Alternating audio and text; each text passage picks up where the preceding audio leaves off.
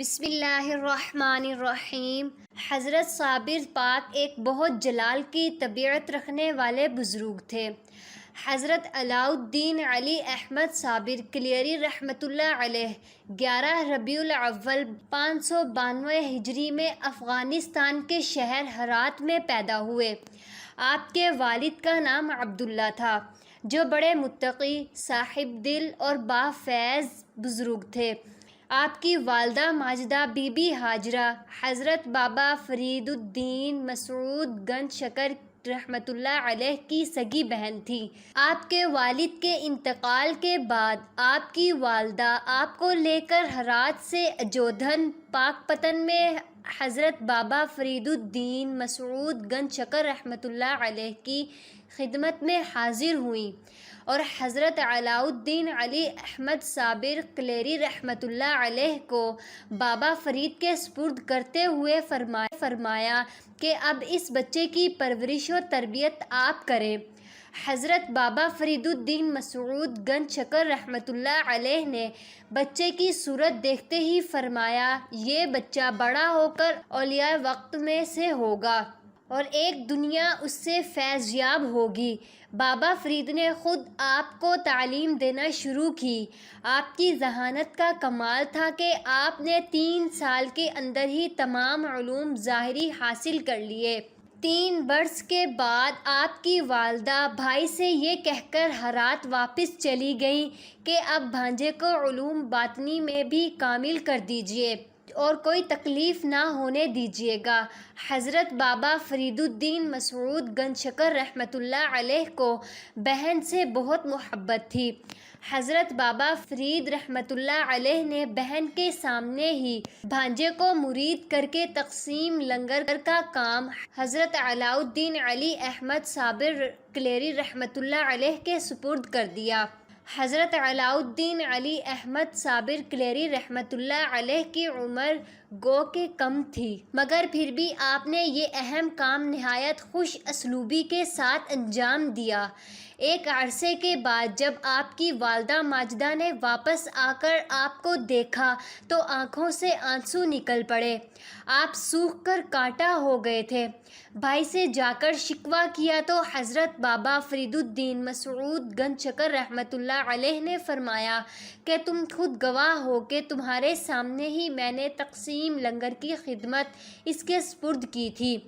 حضرت علاء الدین علی احمد صابر کلیری رحمۃ اللہ علیہ سے پوچھا گیا تو آپ نے جواب دیا، آپ نے تقسیم لنگر ہی کا مجھے حکم دیا تھا، یہ کمایا تھا کہ اس میں سے کھا بھی لینا۔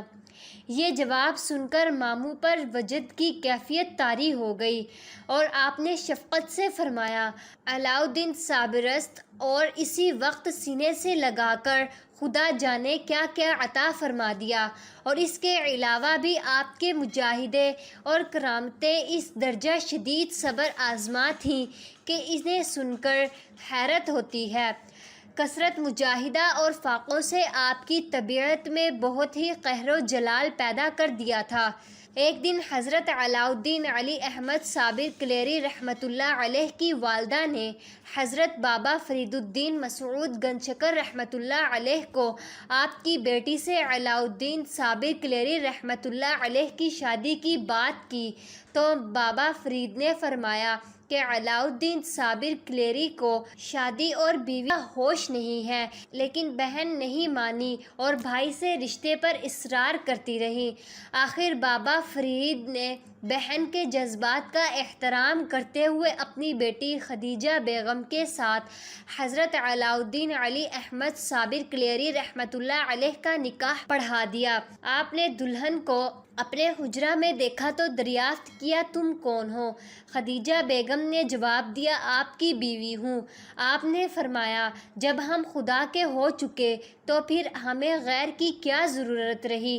اور جب آپ نے نظر ڈالی تو دلہن کے جسم میں آگ لگ گئی۔ صبح کو ماں آئی تو بہو کو راکھ دیکھ کر غصے میں کہا، میں تمہارے ماموں کو کیا جواب دوں گی؟ انہیں بھی فوراً بخار آ گیا اور کچھ روز بعد وصال فرما گئیں۔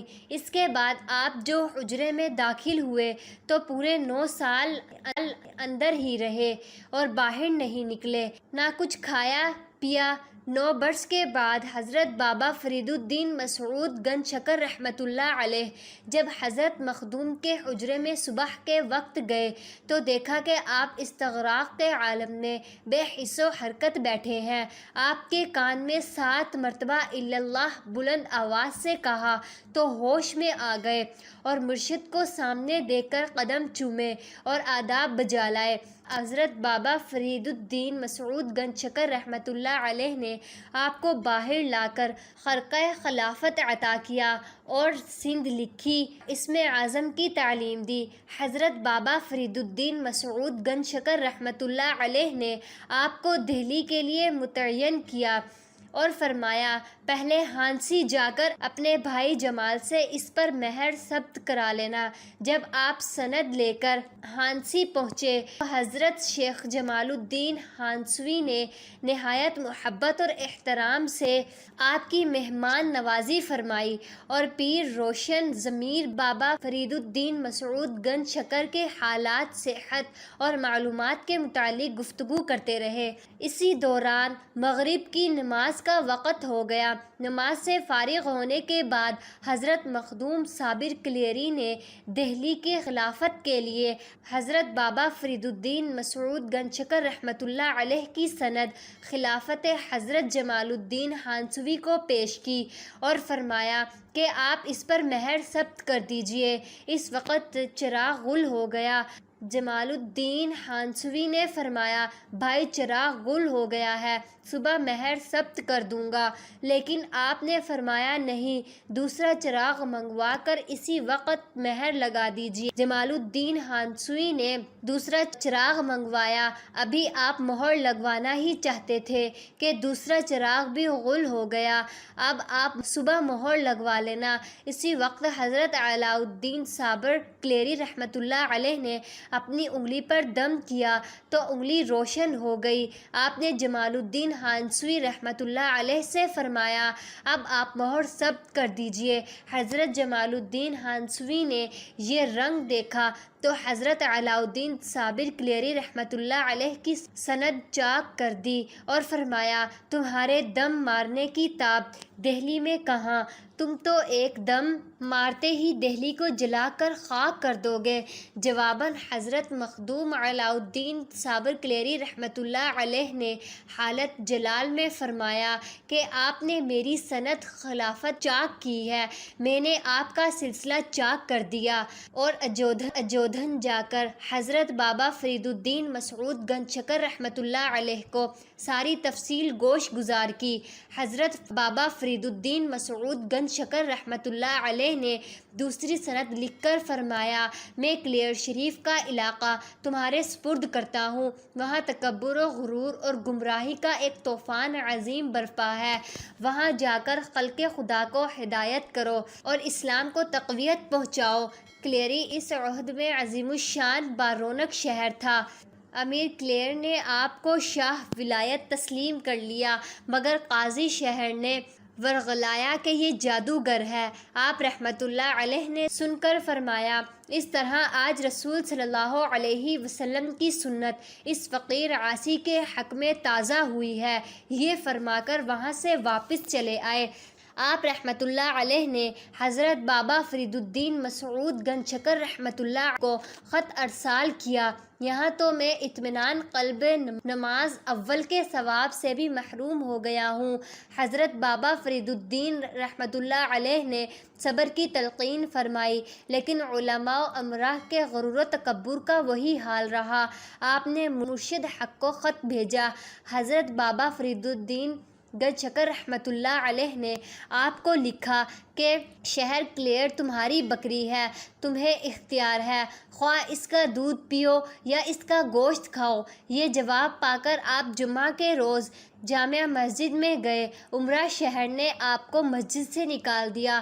آپ نے غضبناک ہو کر فرمایا ظالمو، تم اللہ کے گھر میں بھی امتیازات پیدا کرتے ہو اور یہاں بھی بندہ بن کر نہیں آتے ہو، لیکن کسی نے پرواہ نہیں کی۔ آخر امام نے جب خطبہ ختم کیا تو آپ نے جلال میں آ کر مسجد کو مخاطب کیا اور فرمایا کہ اب تو بھی سجدہ کر لے۔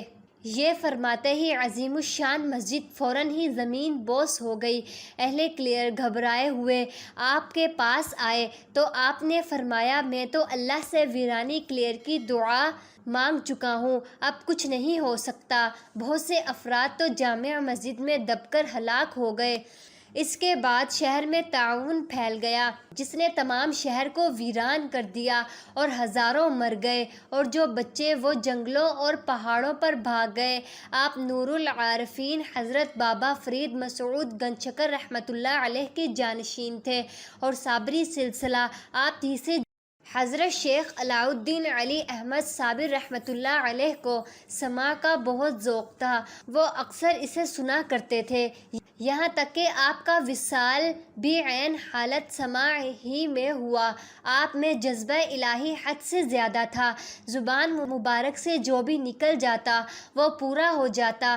دنیا اور دنیا والوں سے انہیں کوئی غرض نہ تھی، ان سے وہ دور بھاگتے تھے اور ہمیشہ ذکر الہی میں مشغول رہتے تھے۔ ایک مرتبہ حضرت شیخ نظام الدین اولیاء رحمۃ اللہ علیہ کے مریدوں میں سے ایک شخص حضرت علاء الدین علی احمد صابر کلیری رحمۃ اللہ علیہ کی خدمت میں حاضر ہوا اور بولا کہ آپ نے حضرت شیخ شمس الدین ترک پانی پتی رحمۃ اللہ علیہ کے علاوہ کس کو اپنا مرید اور خلیفہ نہیں بنایا؟